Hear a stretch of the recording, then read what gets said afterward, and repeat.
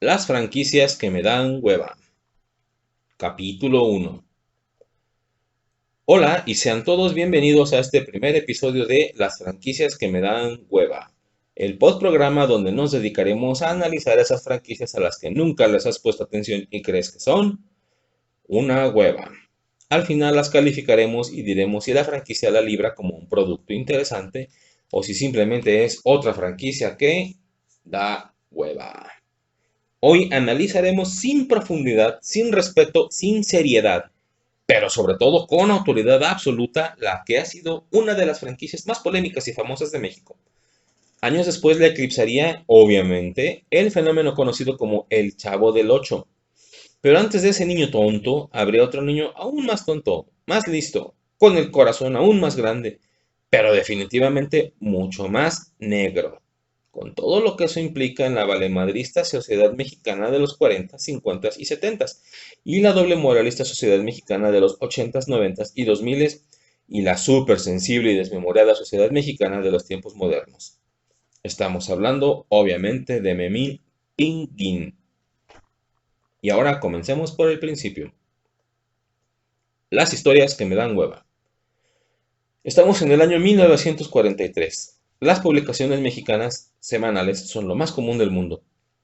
Generalmente en el mundo de habla hispana se les llama pasquines a las publicaciones baratas impresas en el papel más económico de todos. Para nosotros los mexicanos es y siempre ha sido el papel llamado Revolución, áspero, amarillento, proveniente del reciclaje de ciertos tipos de cartón, de muy baja calidad y muy bajo precio. En otros países simplemente se le llama papel imprenta o papel periódico. Probablemente el equivalente americano, o sea, americano de Estados Unidos, es el material llamado pulp, que ni siquiera es realmente papel. Es casi literalmente la pulpa del árbol que más precariamente se puede usar para imprimir panfletos baratos. Y estoy mencionando los panfletos pulp porque más adelante tendrán una influencia definitiva en la historia de hueva de hoy. Estos a veces ni siquiera venían bien cortados. En ese año que les mencioné, la industria de la historieta mexicana ya llevaba casi 10 años floreciente y bollante. Tal vez en el ánimo de emular la palabra pasquín, el señor Francisco Cyrus nombró a su semanario con portada color Paquín, donde desfilaron personajes como Henry o Buck Rogers con su nombre mexicanizado de Rogelio Rayos. Estaba publicado por la editorial Cyrus, y esto sucedió en el año 1934. Después de todo, Francisco era Paco, o Paquín.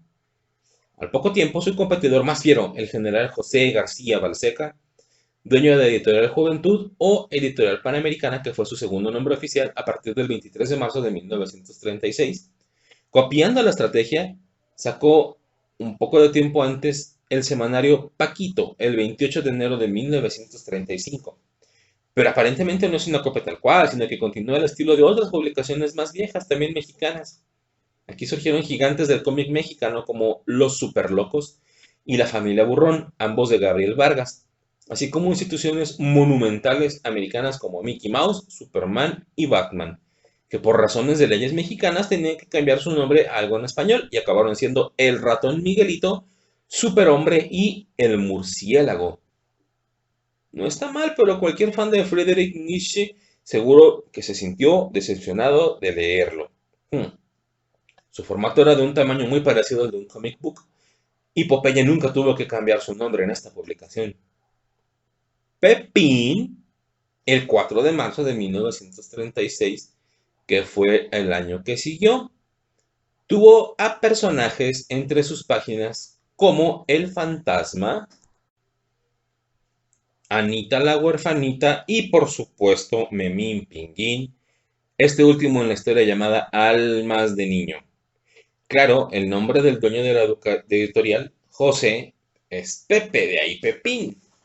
El egocentrismo estaba al frente y al centro como siempre lo ha estado. Un tercer competidor, Ignacio Herrerías, de Publicaciones Herrerías, sacó una cuarta revista del mismo tipo el 10 de octubre de 1936, conocida como Chamaco. O sea que tenemos primero a Paquín, luego a Paquito y luego Pepín, estos últimos dos de la misma compañía y al final Chamaco. Cualquier abuelito de la capital del país recordará estos panfletos. En aquellos días no eran como hoy, no eran cómics, no eran historietas siquiera. Se promovían como lectura sana y simplemente se les llamaba como su periodicidad, semanarios. Todavía en los noventas en los Oxxos conocimos el semanario de lo insólito. Bueno, eso es español. La cosa es que el mundo era distinto. Y no solo era el papel, como lo mencioné. La tinta tenía que ser economizada y el negro notablemente se veía menos negro cuando no se usaba bien. Se puede notar en las páginas reales de periódicos de hace décadas. Pero no me refiero a que vean las versiones de microfilme o microfichas de los periódicos, no, me refiero a las reales. Debido a esto se creaba un proceso a color a sepia que se llamaba semitono o medio tono, el cual tal vez servía para darle un tono más realista a la piel de los personajes sin tener que gastar tanto. Cito a Carlos César Martínez en su tesis. Lo más probable es que se imprimiera con el método de litografía offset, desarrollado en 1904. Este método permite una gran manipulación de los materiales. Las planchas son de materiales metálicos como el aluminio. Cuando se imprimen, los colores se suman y no se tapan. Es por eso que podemos observar sombras en los dibujos sepia de la publicación. La implantación de la litografía offset posibilitó imprimir sobre papeles de peor calidad y más baratos de lo que se hacía tradicionalmente. Y a partir de entonces, se convirtió rápidamente en un estándar en la industria de la imprenta comercial y por ende de la historieta. El negocio era redituable si se imprimía en grandes cantidades y si se vendían también en grandes cantidades. Por lo tanto, no había que pensar en color o en qué tanta definición tendría el dibujo.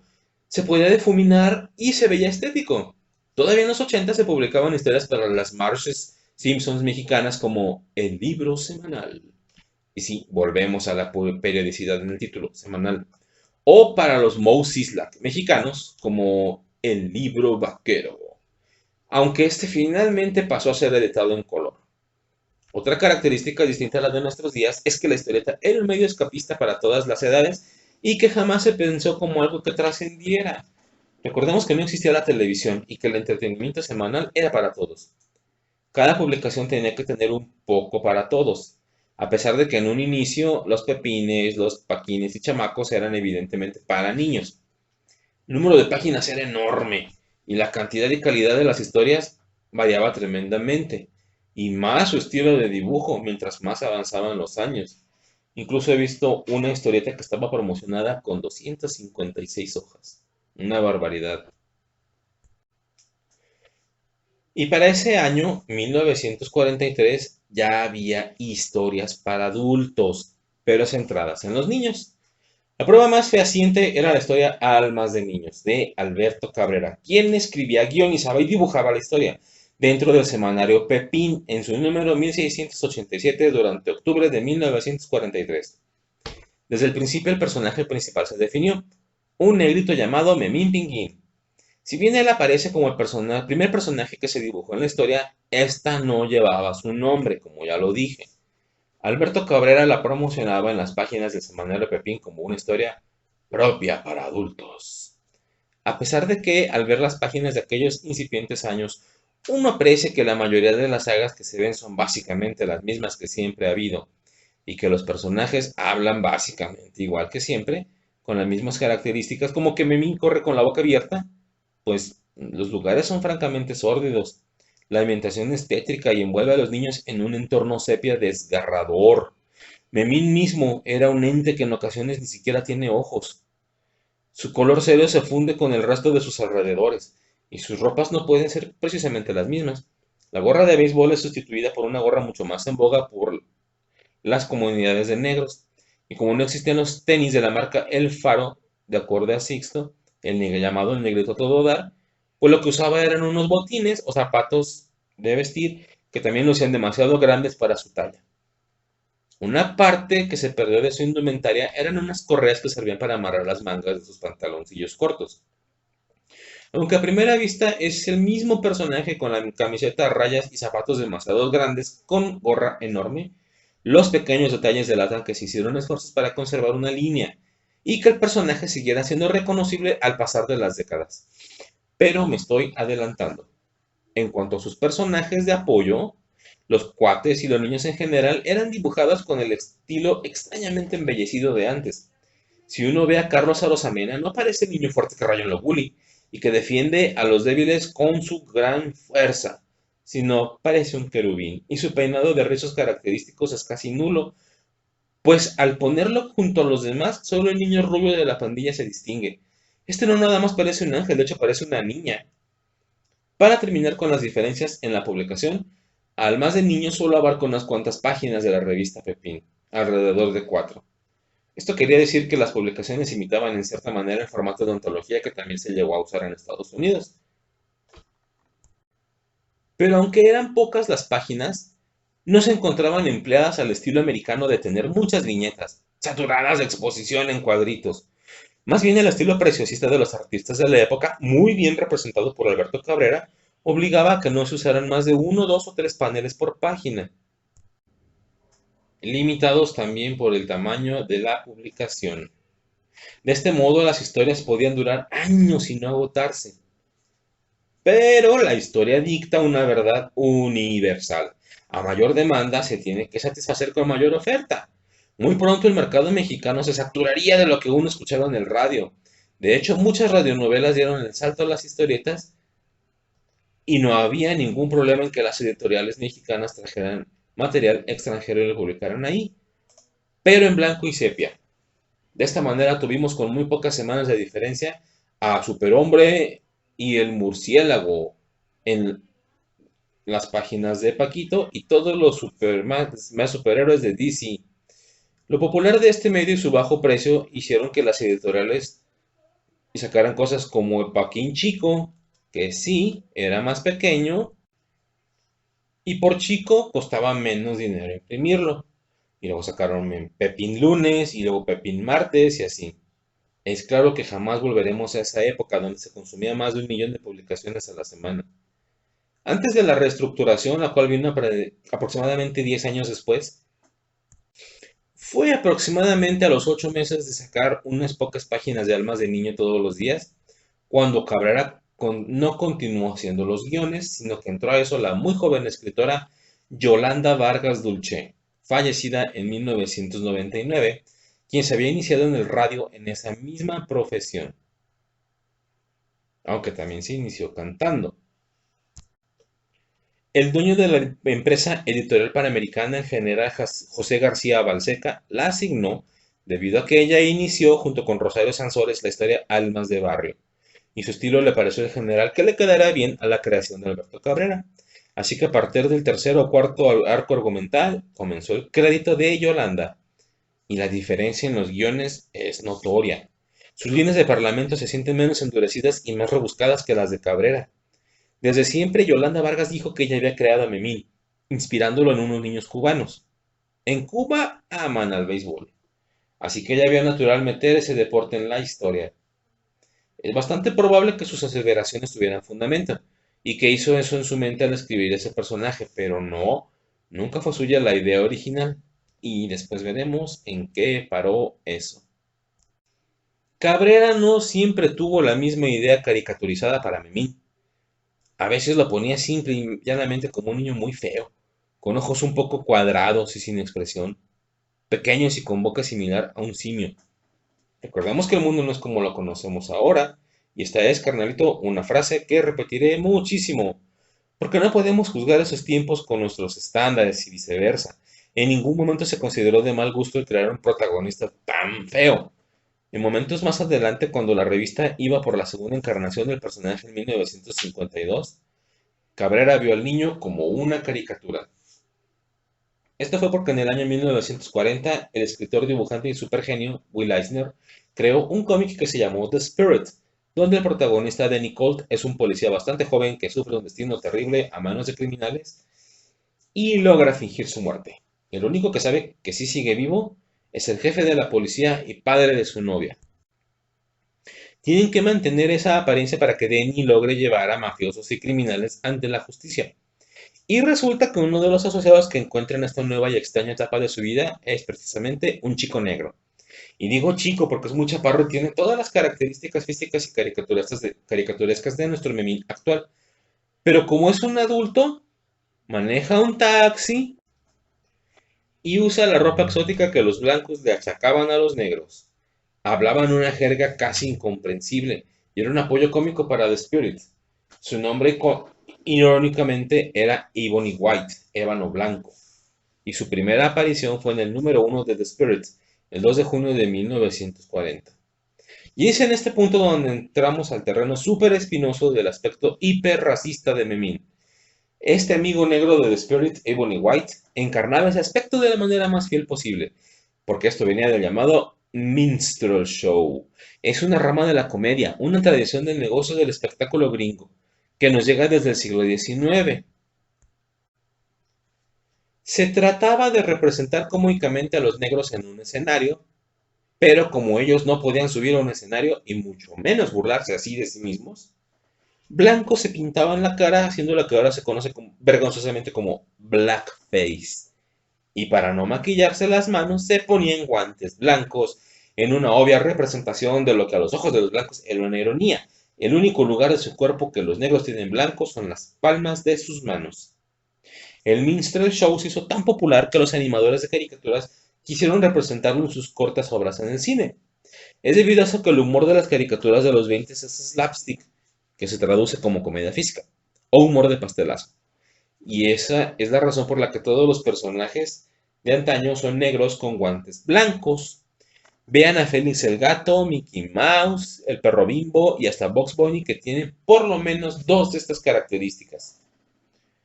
Otra de las características que definen a Ebony White y por lo tanto a Memín Pinguín es lo que llegó a convertirse en el estereotipo del picanini.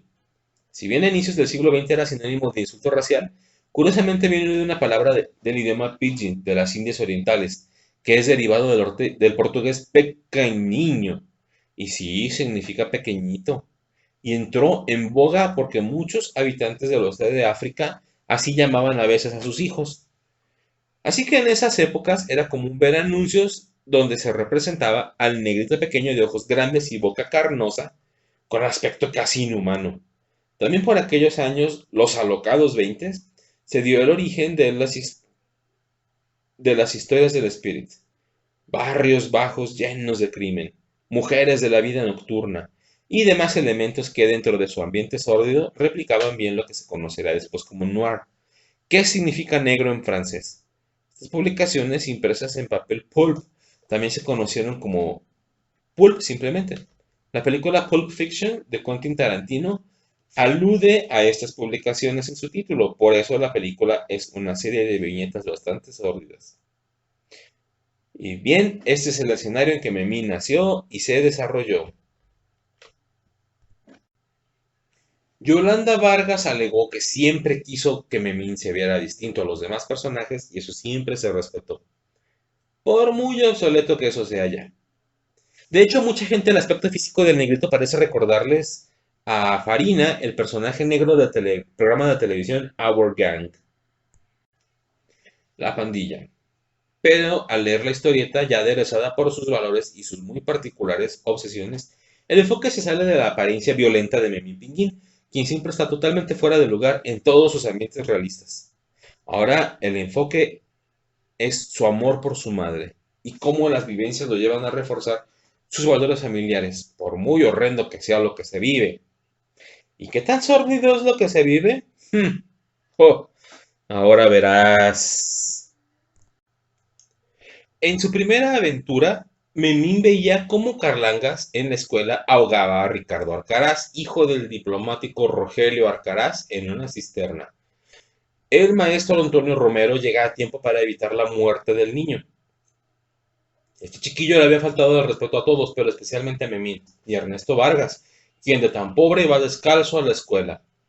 Acto seguido, Ernestillo vive la segunda aventura de la serie, cuando encarna el vivo cuadro de la declamación clásica de los días de ayer llamada ¿Por qué me quité del vicio?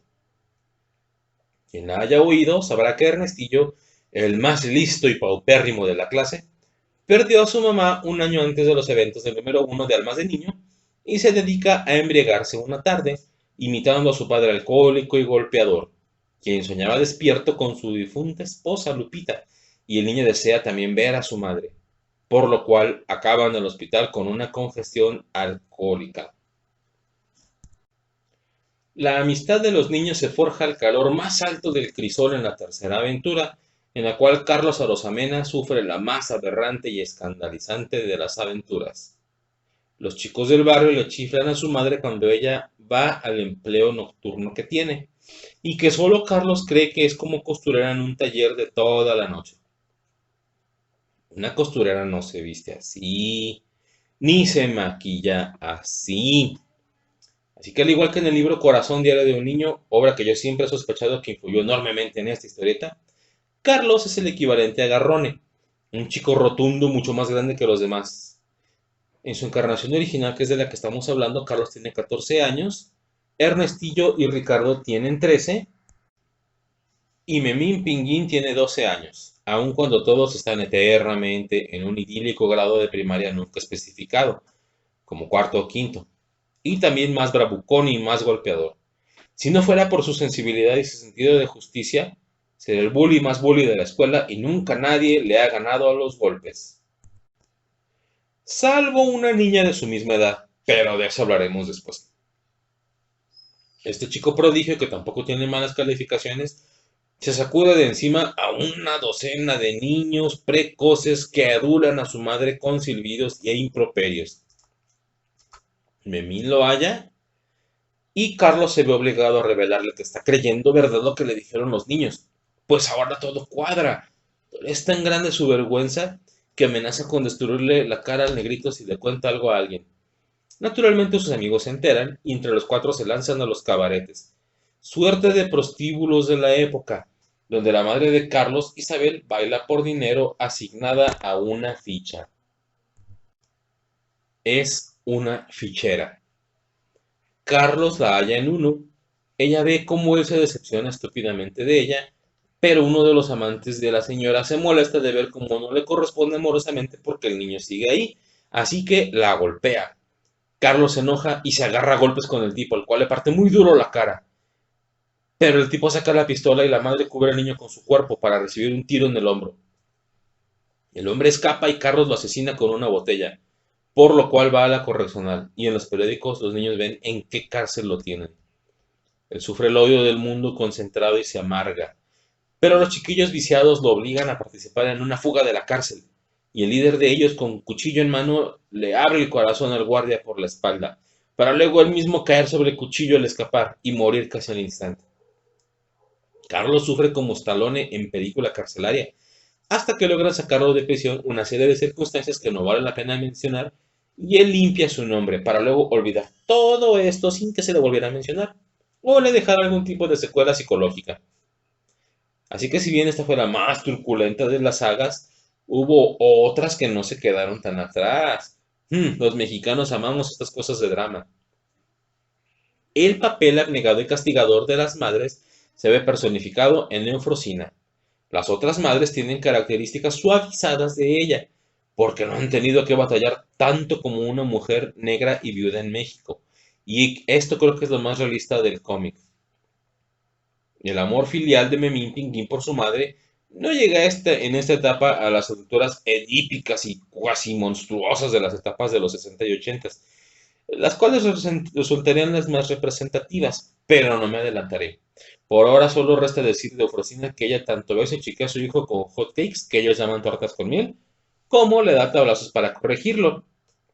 El problema es que la tabla trae un clavo y no puedo pensar en castigo más cruel y doloroso. Yo no sé cómo la sigue queriendo y cada vez más si es tratado así.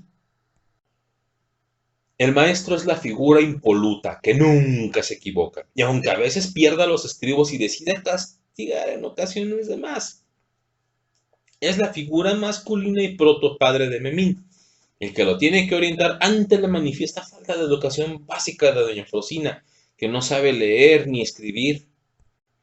Es evidente que ella es de extracción extranjera, supongo que para justificar su serio color, y en los lápices de tono sepia de Alberto Cabrera Memín es un pequeño monstruo espantoso, incluso denotando un poco de cabello para humanizar sus duras facciones en sus primeros dibujos, cosa que se abandonaría por completo después. Memín era un niño feo y poco agradable, con muy pocas expresiones salvo las de asombro. Habiendo delineado el camino urbano a seguir, la cantante de radio Yolanda Vargas Dulce y su hermana Elba, que venían de la estación de radio XCW de la capital del país, como el dueto Rubia y Morena, entran a la editorial, pero con crédito hasta 1945,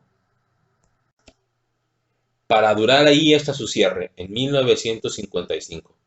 Ambas escribieron muchas historias románticas en esa editorial, que fue cuando Yolanda Vargas conocería a quien sería su marido, Guillermo de la Parra. Así que un poco después del cierre de la empresa anterior, en 1956, el señor de la Parra decide abrir su propia editorial, EDAR, Editorial Argumentos, confiando al 100% en el talento de su esposa, y ella selecciona a otro dibujante en 1962, ya que Cabrera se pierde en las neblinas del tiempo y abandona el medio. EDAR comienza con un tiraje de 30.000 revistas, luego 100.000, luego 200.000, y así hasta llegar a los 25 millones de revistas al mes.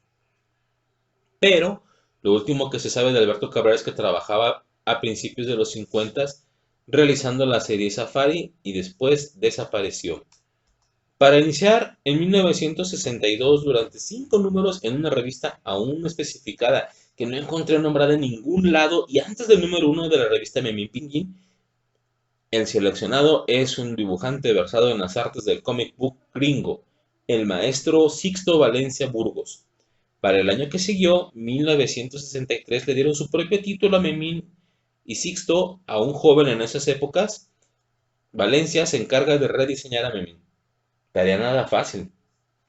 La sorpresa se la guarda para las páginas interiores de la revista, la cual tiene un dibujo de Cabrera o derivado de Cabrera en la portada, en la cual el personaje principal aparece rompiendo la hoja completamente blanca y deja ver detrás de su cuerpo y a través del hoyo que generó unos cuantos paneles internos de la historieta que por segunda vez emula el comic book, esta vez un comic book más moderno.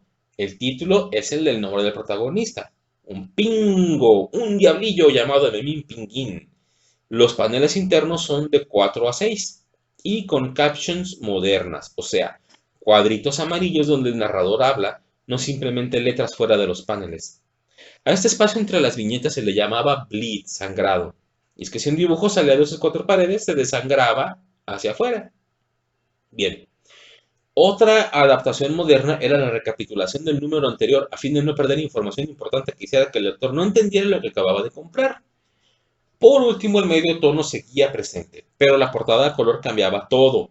Ahora era una pintura hecha expresa para ese capítulo y tenían un nombre para el mismo. Pero lo más representativo de la modernidad visual era lo que hizo el maestro Valencia con el protagonista. Si bien antes era un niño feo y Cabrera lo convirtió al paso de sus casi 20 años con el personaje en una caricatura viviente, igual que Eisner lo hizo con Ebony White, en ese caso Valencia lo dotó de tridimensionalidad caricaturesca. Ahora ya era posible modelar un memín perfectamente en barro o yeso y retener el aspecto desde cualquier ángulo, como lo que tuvieron que hacer con los Simpsons. El primer Homero Simpson y el primer memín no son muy constantes en sus proporciones. La prueba más concreta es el memín cagón que se vendía todavía entrados los 90 en los tianguis. Un dibujo primitivo de Cabrera es el modelo tridimensional al que le colocabas una mecha blanca de un material especial en el ano del muñeco para que al prenderlo con un cerillo empezara a cagar. En cambio, este otro muñeco de memín que existe, un día se los mostraré, cumple con todas las cabalidades tridimensionales de un dibujo de Valencia. Es muy diferente, evidente la diferencia. Y desde el inicio Yolanda aleja a este memín del original. La escena inicial de la escuela tiene diálogos a veces muy distintos y muy teatrales. Rápidamente ella se adueña del personaje y si bien al repetir las mismas historias es lo que mantiene la identidad de la publicación, también asegura que Yolanda podrá escribir con mucho más ligereza las muchas ediciones extras que su marido le prepara. La más exitosa y por mucho es Lágrimas, Risas y Amor, después conocida solamente como Lágrimas y Risas. Estas dos publicaciones sostienen el castillo enorme en que se convertiría Editorial Argumentos. Incluso el nombre establece quién lleva las riendas de la compañía: la que escribe. Pronto Lágrimas, Risas y Amor se vuelve una antología donde diferentes historias confluyen. Lo mismo podía escribir Yolanda acerca de una humilde sirvienta que se enamora del hijo de su patrón, cuya protagonista le daba el nombre a la saga, María Isabel, que acerca de una gitanilla y sus vicisitudes, Yesenia, o una japonesa que sufre por amor, en El pecado de Oyuki. También existió Rubí, y Gabriel y Gabriela, y Rarotonga, por supuesto. Si todas estas mujeres te suenan, estás en lo correcto. Fue tan exitosa esta publicación que casi todas sus sagas se convirtieron en telenovelas, y en el caso de la primera, María Isabel, hasta tuvo 2 películas. Al ver todo esto, era natural que Yolanda se creciera de manera descomunal, llegando incluso a decir que ella era quien había inventado a Memín y su esposo Guillermo parecía apoyar esto. ¿Qué más pruebas quería el público que ella hubiera viajado a Cuba donde se inspiraría para crear a su negrito a todo dar? ¿Qué más pruebas que su esposo se llame Guillermo como el protagonista? Y ella se apellide Vargas, y él se apellide Vargas como uno de la pandilla. Ciertamente se creó ella misma toda una mitología a su alrededor. Obviamente Cabrera lo creó. Tal vez ella le dotó de alma, porque he leído algunos pocos números de Cabrera y es evidente la falta de ritmo en la historia y de ternura en Memín. Tal vez ella le dio el trasfondo de amor filial, pero es Cabrera quien dicta que Ofrosín es cubana o descendiente de cubanos. Tal vez ella tenía un esposo que se llamaba Guillermo, pero el nombre Memín existía en la editorial panamericana antes de que ella lo comenzara a escribir. Es dudoso que una escritora que apenas llegaba y trayendo su propia historieta, Almas de Barrio, decidiera el nombre de un personaje de otra historieta de otro autor. A todo esto, ¿en qué acaba Memín de los 60? Pues así como en 1954 Alberto Cabrera tuvo que volver a dibujar las mismas historias, la serie que Sixto Valencia comenzó a dibujar tuvo que ser cíclica. Verán, resulta que al final del número 366 hay una escena donde Memín y sus cuates salen de la escuela para que un hombre les proponga ver el futuro en su bola mágica de cristal. Esto es 1971. Ellos lo siguen hasta donde sucederá eso, pero lo retan a que les diga cómo se conocieron. Y las primeras escenas del número siguiente, el 367, son las primeras del número 1, retornando hacia el inicio y dejando la historia inconclusa. Los chamacos nunca crecieron, nunca pasaron de año y difícilmente se cambiaban de ropa. Lo normal, vamos.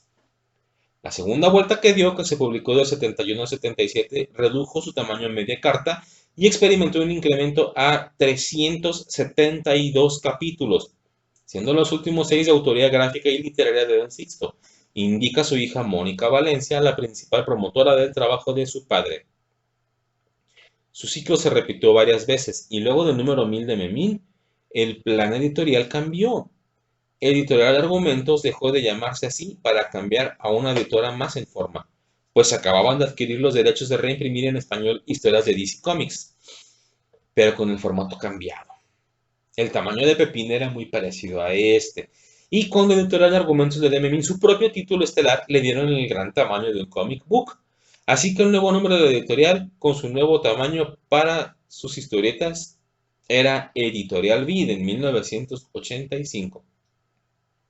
Pero para adaptar los cómics de DC a ese tamaño tuvieron que reordenar y casi redibujar muchas viñetas, rompiendo la cadencia y tratando de respetar lo más posible la traducción. Contaban con traductores de la época de plata de los cómics traducidos al español como Jesús Gil Holguín, Delfina Fuentes y Remy Bastien. Todos ellos habían traducido cómics de Marvel para Novedades Editores, quienes en los 80s nos dieron las sagas que nos marcaron en la infancia. El asombroso Hombre Araña tenía un formato más grande que el americano, y el asombroso Hombre Araña Presenta era más pequeño y con la mitad de páginas. Resulta que el tamaño era para poder poner traducciones más fieles, pues era tan grande su letra que no les quedaba de otra. En cambio, en el Hombre Araña Presenta sacrificaban muchos diálogos. Editorial Vid dejó a Memín en este nuevo formato pequeño como de media carta, con fecha de salida del número 1 del 6 de octubre de 1986. El primero que sería publicado enteramente a color. Entre finales del 79 y principios del 80, las historietas en circulación llevaron ambos logos, el de Vid y el de Edar. Memín número 1 de 1986 no tiene las palabras Editorial Vid en su portada, y así duró hasta el número 15, el último que dice Editorial de Argumentos, Pues el 16 ya dice curiosamente Vid Editorial. No supuso un desafío como el de los comics books de DC, porque simplemente Vid hizo reducciones de los trabajos de Sixto Valencia. Pero esto conllevaba un nuevo reto. Ahora todos los cómics eran en 4 colores, no en tono sepia. ¿Qué haría Valencia? Tenía que volver a dibujar todo, aun si fuera calcando, que era lo más probable que sucediera. Lo que antes eran tonos graduales de café, ahora en espacios vacíos que esperaban ser llenados con colores. Muchos colores. Si bien los colores de cada personaje eran definidos desde las portadas de los viejos cómics de Eda, los interiores presentaban mucha dificultad por lo preciso que tenía que ser el proceso de coloreo. Bit sufría con coloristas y la mano ya no le daba a Valencia para producir como antes. Es súper notorio cómo muchos artistas hueseros rellenaban el lugar de Valencia con mucho menos calidad que él para poder alcanzar el frenético ritmo de producción semanal. Esto comenzó en 1986, 4 años después de que Eddard dejó de publicar el Memín original, cerca de su número 100 por lo menos. Desde aproximadamente el número 248, con la llegada de la famosa Chispitas, dejó las historias sórdidas para dedicarse a las situaciones ligeras y poco angustiantes. Se dice que Valencia comenzó a meter mano en los guiones para ayudar un poco a Yolanda. Creo que es notorio en que los chicos del barrio siempre jugaron béisbol y en varios números con una intención marcadamente masculina y sin el tono maternalista y aleccionador de Yolanda, los muchachos se dedican a jugar fútbol, soccer y se olvidan grandemente de sus madres. Esta vez la historia no terminó en el 366, sino que se cortó mucho antes, en el 327, pues faltaron, quién sabe por qué, 3 historias. Pero no existe una numeración fija para esta etapa ochentera, pues el número 328 es una reedición del número 1. El número 329 repite el número 2 y el 330 el 3. El siguiente número ya no es 331 en portada, sino el 4. Supongo que ahí fue cuando yo lo dejé de comprar, ignoro cuántos números hayan salido en esta etapa. Para el año 2002 la historia volvió, y a diferencia de 1982, las primeras 5 o 6 páginas del primer número parecen estar directamente basados en dibujos de Alberto Cabrera. Es chocante el contraste. Después de esas pocas páginas, Valencia retoma, pero ya con un dibujo 2000ero. Francamente, ya es un Frankenstein. La última aventura en forma de este negrito duraría como 30 números con Chispitas, que era una nueva protagonista, una muchacha de la edad de Carlos, más fuerte y golpeadora que él, y también de peor carácter. Solo una vez se supo su nombre, María, y todos la llamaban Chispitas. Su historia es muy particular. Resulta que la primera aparición de ese personaje es en la revista Rutas de Emoción, con la historia Flor de Barrio, trabajando en la empresa de la revista Chamaco de editorial Herrerías. Pero en esa historia se le llamaba Ladronzuela. Pero con el general García Balseca le hace una propuesta interesante de cambiarse a su editorial panamericana. Ella se lleva a su dibujante Leopoldo Sea, y allá crean al mismo personaje, pero en lugar de ser Chispitas es llamada Estrellitas, en su nueva serie Alma del Barrio, editada dentro del Pepín. El éxito de este personaje fue tal que en 1949 se estrena la película de Ladronzuela, dirigida por Agustín P. Delgado y estelarizada por Blanca Estela Pavón. La chorreada de Nosotros los Pobres, película protagonizada por Pedro Infante. Es curioso entonces que un personaje como ella, que ya en edad se llama Chispitas, otra vez, incluso tiene su propia película y el negrito a todo dar, pues parece que nunca la tendrá. La segunda edición a color fue esta del 2002 y publicaron las 3 historias que no se publicaron en la edición de 1986. La del secuestro del hijo del maestro Romero, el sueño de Memín con extraterrestres y la trama de Conchita y el papá de Ernestillo, donde Memín se va a vivir al barrio de este amigo suyo. Consecuentemente, no termina en el número 327, con fecha del 15 de junio de 1993, pero estas 3 historias hacen que los sucesos de lo que correspondería al final, al adivino, llegaran en el número 350 y no en el 366. Y aún no sé por qué la discrepancia de 15 números. pero tengo una idea que les diré después. A la fecha no hay muchos datos del final de la edición de 1986, pero de la del 2002 hay muchos. Se puede comprar en versión digital por Mercado Libre. Lo que seguro es que Yolanda nunca escribió más allá de la historia del adivino. Pero en esta edición pasa una cosa curiosa. En el número 327, si uno se fija en los créditos, ya solo queda uno, el de la escritora. La portada por primera vez no es dibujada por Valencia, solo las primeras 27 páginas. De la 28 en adelante los dibujos son hechos por alguien anónimo y terrible para dibujar. En esta edición los dibujantes aún concretos de Valencia, en estas últimas páginas, ya llevaban más de 50 años dibujando en un estilo súper raro los ojos de Memín y llenando los negros de su cara de manera sólida y no detallada. Luego tocaremos el tema de por qué pasó esto. O sea, con el 1992, Sixto tuvo problemas con la editorial Vid.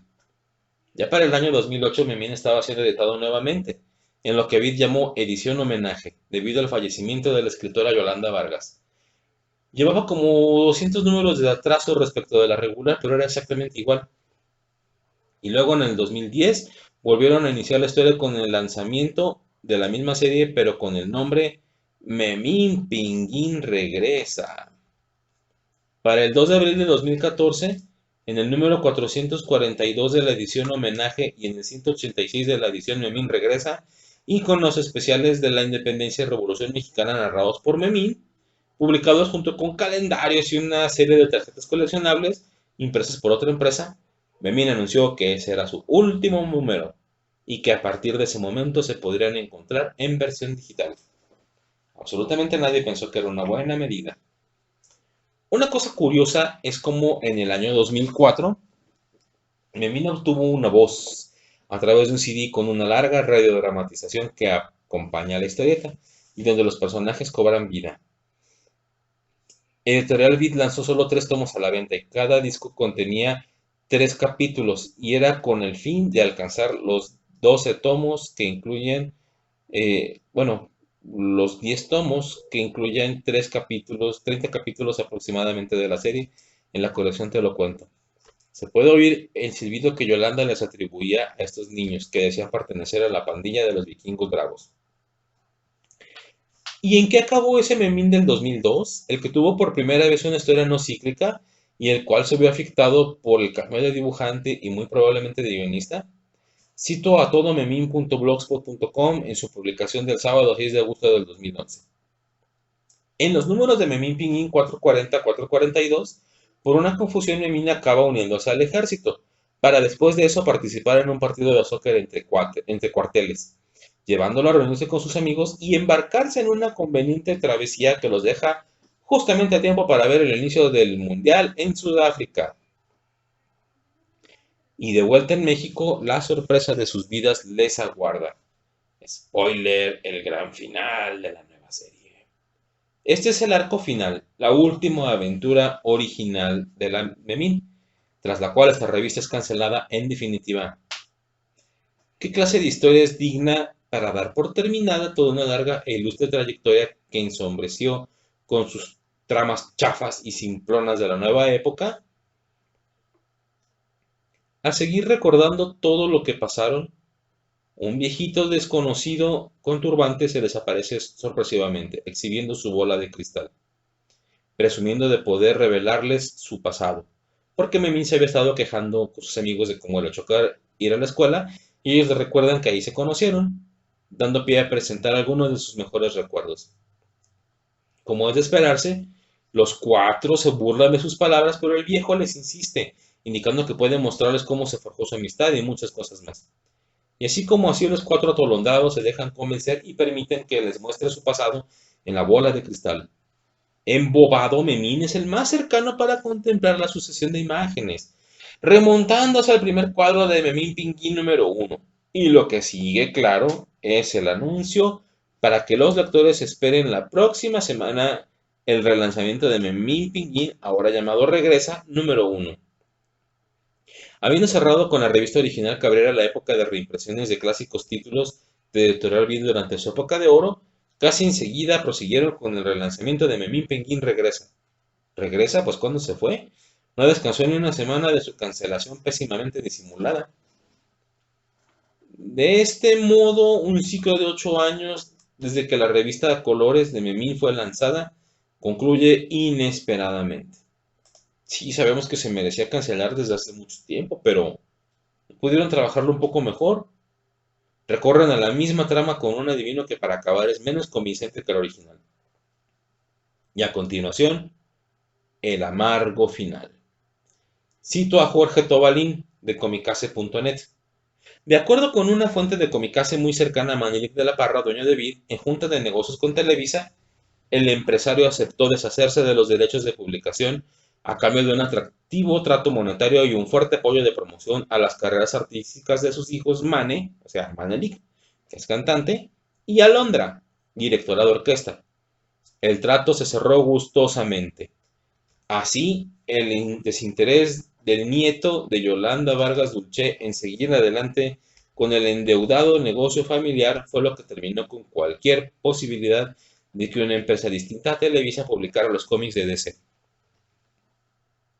Ya tenía tiempo, desde aproximadamente 2008, que las tiendas Vid de todo el país, 4 de las cuales estaban aquí en Guadalajara, cerraron de golpe, rematando todas sus existencias en las 15 tiendas. Ahí ya tenía tiempo de que no se podía vender los cómics de Marvel, pues tenían meses de haber perdido la licencia y de haberlos rematado. Se veía en las tiendas un letrero que recuerdo mucho: no vendemos Civil War. Era muy triste ver cómo nadie quería números y números de toda la gama que Vid llegó a publicar. DC Comics, Dark Horse Comics, Image Comics, mangas como Saint Seiya, Dragon Ball, Arale, Oh My Goddess, material de Clamp, entre muchas otras cosas. Yo en lo personal me sentí mal de no poder comprar todo Sin City y todo Geoff Jones en Green Lantern. Era el Jones bueno. En fin, todo empezó a declinar. Aparentemente porque Marvel volteó a ver a México y dijo: ¿qué? ¿La misma empresa en Marvel y DC? No es posible. Y les retiraron la licencia. El mejor postor resultó ser Editorial Televisa, y DC simplemente no quiso saber ya más de Vid. Esto alrededor del año 2012 ya, cuando DC acabaría también yéndose a Televisa. Y es donde ambos, curiosamente, moran hasta el día de hoy, 15 años después. O sea que se repitió la misma historia que con la Editorial Vid. En el año 2014, mismo cierre de publicación de todas las versiones de Memín vigentes hasta ese momento, alcanza a salir una última edición del 50 aniversario, de la cual solo he encontrado 6 números. Al año siguiente, en diciembre del 2015, el señor Manelik de la Parra Vargas, hijo de Guillermo y Yolanda, relanza su novela escrita en el 1987, Los vuelos del deseo, y da entrevistas en su casa, aprovechando para decir que si bien intentaron la ruta digital para Memín en el año anterior, ahora lo están relanzando. En la entrevista se ven los primeros 4 números de 2015, pero desconozco si salieron más. En el año 2017 cesan definitivamente operaciones, pero Camite Comics, fundado en 2012 con ex empleados de Vid, publica algunas revistas de Editorial Vid de forma digital. El 7 de septiembre de 2019, la página de Facebook de Editorial Vid pone el siguiente mensaje: Editorial Vid cerró hace 10 años. No publicamos, no imprimimos, no vendemos. Habiendo puesto un post semanas atrás con las fechas: Editorial Vid, RIP 1940 a 2008. Las fechas estaban mal. La decisión de eliminar Editorial Vid fue de su dueño editor, Manelik de la Parra Vargas, hijo de Yolanda Vargas y Guillermo de la Parra. En cuanto a su hija, Alondra de la Parra, ella es feliz siendo lo que sea que es una directora de orquesta. Oh, sí, es la fundadora y directora artística de la Orquesta Filarmónica de las Américas con sede en Nueva York y funge como embajadora cultural del turismo de México. A ninguno de los dos, ni a Mane ni a ella, les importó el legado de sus abuelos, ni lo que sería de la empresa que recogió algunos de los títulos y de los más grandes éxitos de las épocas doradas y plateadas de la historieta mexicana, la cual ahora está casi muerta. Debido a la página de Facebook es que nos enteramos que quien sea que esté a cargo de ella nos informa que la gente le dice que hay ventas en bodegas de mucho material impreso de vid. Probablemente sean saldos que se ocultaron. Alguien los halló y simplemente se están engordando los bolsillos de manera ilegal, pero no indica ningún regreso de la editorial.